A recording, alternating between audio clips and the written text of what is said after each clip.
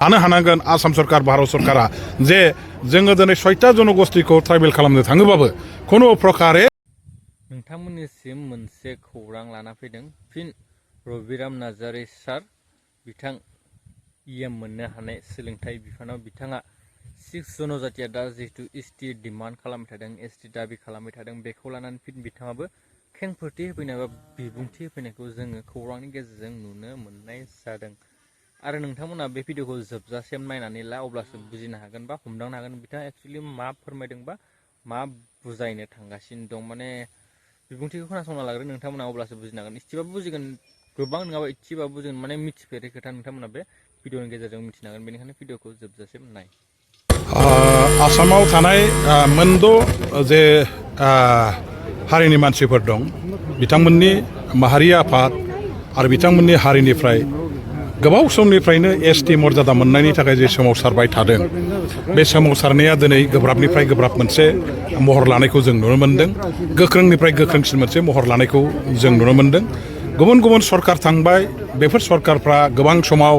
बिथांमोननि जेंनाखौ सुस्रांनायनि बागै माखासे रदायफोर होदोंमोन खोथा बाथ्राफोर दङमोन किन्तु दिनै फैयै फैनानै नैबे समावहाय बे गोबाव समनि जेंनाया मोनसे गोब्राब थासारियाव फैनानै बायदिसिना माने दान्थे बिदान्थेनि बे थोरफोआव फैनायखौ जों नुनो मोन्दों आरो बिथांमोननि ट्राइबेल जानो नागिरनाय क्राइटेरिया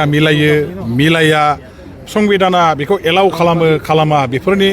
माखासे बाथ्रा खोथाफोरबो दिनै बेयाव बेरखांदों जोंनि थाखानाय 14टा ट्राइबेल जनगोष्ठीनि माखासे माने जेफोर आफादफोर दङ फरायसा आफादनिफ्राय आरम्भ खालामनानै माहारियारि आफाद दिनै खौसे जानानै बिथांमोनहा माने जोंनि थाखानाय ट्राइबेलफोरनि मोनथाया जाहाथे खहा जाया ट्राइबेल थाखानायफोरनि सिनायथिया जाहाथे माने गिख्रंथाव जानो हाया जोंनि मोनखानाय संबिधाननि जे माखासे मोनथाय अधिकार सिनायथि बे खाबुआ जाहाथे खुनु प्रकारै गोमाया आरो बेखौ हमथानांगौनि थाखाय सोरनिबा ट्राइबेल जानायजों बेफोर जोबस्रांसिगोन नामा सोरखौबा गोदानै ट्राइबेल खालामनो नागिरनायजों बेयो मोनसे गिथाव बाथाव थासारियाव फैसिगोन नामा बेखौ गिख्रांनाय फैनायखौ आं नुनो मोन्दों जायनि थाखाय थाखानाय 14टा ट्राइबेल जनगोष्ठीनि आफादफ्रा खौसेयै ज' जानानै दिनै गावनि रैखाथिनि थाखाय मोनथायनि थाखाय जुजिनानै सोमावसारनाया दिनै गोख्रोंनिफ्राय गोख्रों महराव फैदों आरो बेखौ लानानै दिनै माखासे दुंहाव थासारिबो ट्राइबेल बिग्रा आफादफोर जातिफोर आरो थाखानाय ट्राइबेल जायफोर हारिफोर दं बा आफादफोर दं बेनि गेजेराव माखासे फोथायलायनाय आरो माखासे जोंनि गेजेराव सहायलायनाय बे जिनिसा लासै लासै गिख्रंथाव थासारियाव फैनो नागिरनायखौ नुनो मोन्दों दा जिखि जाया आं बेखौल' बुंगोन भारत सरकार आरो आसाम सरकारा जे मोननैबो थाखोनि जोंनि जाति जनगोष्ठीनि अधिकारफोरखौ नोजोर होनानै खुनु जातिनि अधिकारा थाखानाय खाबु सुजुग सुबिदाया खहा जायालासे रावखौबो माने गिनांगौ गैयालासे खालामनानै भारत सरकारा गेजेर गेजेर माबा मोनसे राहा लामा उफाय लानानै दानि मोनद' हारि माहारिनि ट्राइबेल बिनायनि जेंनाखौ सुस्रांनायनि थाखाय मोनसे गोदान राहा लामा बिथांमोनहा बिजिरनांगोन आबिस्कार खालामनांगोन आरो सुस्रांनायनि राहा लामाखौ बबे माने राहाजों जायो बेनि माखासे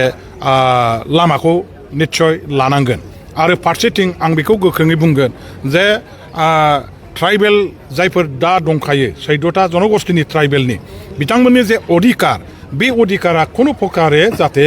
गोमानानै थाङा बिथांमोननि मर्यादा खुनु प्रकारे जाहाथे गिख्रंथाव थासारियाव फैया आरो बिथांमोनखौ जेब्लाबो मोनसे बिसासाव दोननो हानांगोन लानो हानांगोन आसाम सरकार भारत सरकारा जे जोङो दिनै 6टा जनगोष्ठीखौ ट्राइबेल खालामनो थाङोबाबो खुनु प्रकारे थाखानाय 14टा ट्राइबेल जनगोष्ठीया जायफोर माखासे माने खाबुखौ मोन्दों संबिधाना आयेना जेखिनि सुबिदाखौ होदों बे सुबिदाया फेरलेबसेबो खहा जानाय नङा फेरलेबसेबो बेखौ माने नस्थ' खालामनाय जानाय नङा बेबायदि मोनसे बिसासखौ भारत गभर्नमेन्ट आसाम गभर्नमेन्टआ लाबोनांगोन खालि बिसासल' नङा बिथांमोनहा बेनि दारैहाय मोनसे देखायनो हानांगोन जे जोङो आलादा भाबै गोदान मोनसे फर्मुला गोदान मोनसे मेकानिजम बानायनायनि थाखाय सरकारनि बिथिंनिफ्राय सेस्था खालामगासिनो दङ थाखानायफोरजों जोङो बेखौ जाबसिनना होनायनि मोनसे थांखिजों खामानि मावाखै जोङो खुनु जातिखौ खहा खालामा बे बाथ्राखौ बिसासाव लाहोनो हानांगोन आरो आं सानो जोंनि गेजेराव बेबायदि जुदि थाखानाय ट्राइबेलफोरनि खहा जायालासे गोदानै जानो नागिरनाय ट्राइबेलफोरनि मर्यादाखौ जुदि थिसननायनि बेबस्थाखौ खालामो आयेन कानुन संबिजित गासैखौबो नायनानै होमबा बावहाय दावराव दावसिया फैनाय नङा जोंनि गेजेराव दुंहाव थासारिया फैनाय नङा आरो हारि माहारिनि गेजेराव बिसासनि आंखाला जानाय नङा बेखौ आफाद हिसाबै दिनै बिथांमोनहा गावसोरनि सोमावसारनायनि मोनसे आयदा हाबाफारि हिसाबै लादों आरो लानायाबो दरखार दं ट्राइबेलनि जेसेबां एमएलए एमपि मन्थ्रिफोर दं बिथांमोनहा एसेम्ब्लियाव पार्लामेन्टआव मा रल लानो हायो हाया बिथांमोननि पार्टिनि सिंनि बाथ्रा अब्लाबो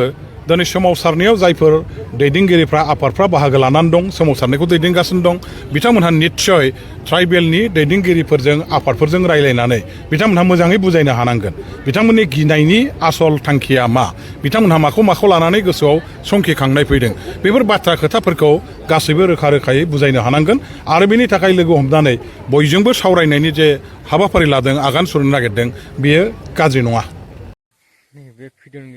नैबे भिडिअनि गेजेरजों नोंथांमोना इसेबाबो बुजिनो हादों इसेबाबो हमनो हादों होननानै आं मिजिंथियो मानो होनब्ला बिथाङा जिबायसा बाथ्रा बुंलांबाय जिबायसा खोथा बुंलांबायना बेखौ लानानै नोंथांमोना इसेबाबो बुजिदों बा हमनो हादों बिथाङा मा फोरमायनो थांगासिनो दं मा बुंनो थांगासिनो दं लोगोसे बुंनाय बायसाब्ला बिथाङा दा जिथु बुंलांबाय बेखौ लानानै माने मा जिखिनि थाखानाय ट्राइबेलफोर दं बेखौ खहा जायालासे मोनसे सलुसन दिहुननायनि जिखिनि मोनद' हारिया एसटि दाबि थादों बेखौ बेनि सायाव बिथाङा बुंदों माने थाखानाय ट्राइबेलफोरा खहा जायाजासे सिक्स हारिनो माबा मोनसे सलुसन दिहुनना होनांगौ होननानै बिथाङा खावलायनायखौ जों नुदोंमोन आसाम सरकार एबा भारत सरकारनि सायाव आरो लोगोसे गोबां खोथा बुंदों नोंथांमोना नुनो मोनदों बा मिथिफेरै खोथाफोरबो नोंथांमोना मिथिनो मोनबाय होननानै आं आसा खालामदों नोंथांमोना बेनि सायाव मा कमेन्ट होनो सानो होनो हागोन बा बुंहरनो हागोन बेनिफ्राय भिडिअखौ मोजां मोनदोंबा लाइक खालामनो हागोन चेनेलाव गोदान बावनानै साबसक्राइब खालामना गोदान आपडेट मोनबाय थानो थाखाय नेक्स्ट आपडेट